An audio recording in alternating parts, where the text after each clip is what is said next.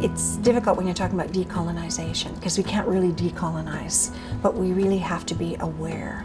We do know that one of the things that creates resilience with people is to have cultural identity. So we have to go back to the original teachings, start with spirit to reconnect people, and work with the emotions that are there, because Creator gave us everything we need to heal. If we're going to look at decolonization, how can we get all our stories to come together to realize our oral realities? And those stories can help us to bring back our ways of life so we can practice them and really look at the concept of decolonization.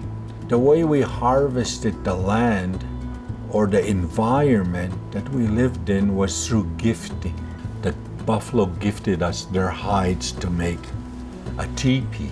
The sweetgrass gifted us the right for protocol to call to order. So those harvests allow our elders to get together and have meaningful discussions to build knowledge and human capacity to teach that knowledge. Not giving that capacity was a form of system poverty that we suffered. So we need to build those capacities. After we signed the treaties, the harvesting was taken over by a written system. If we continue to use the written system to impose on an oral system, then we're still going to lose building capacity, oral capacity. So I think as we move ahead today, we've got to look at providing those safe spaces, first of all, to build our knowledge base. And that human factor can come together with written technicians.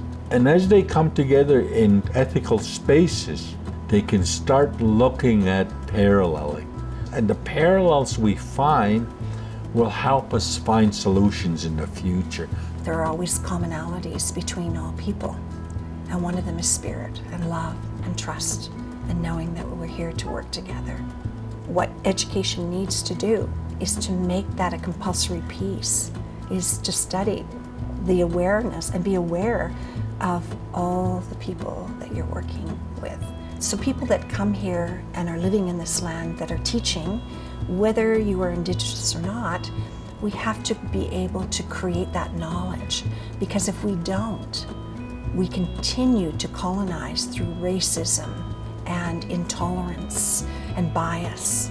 And those are the things that are probably the greatest challenges we have through decolonization.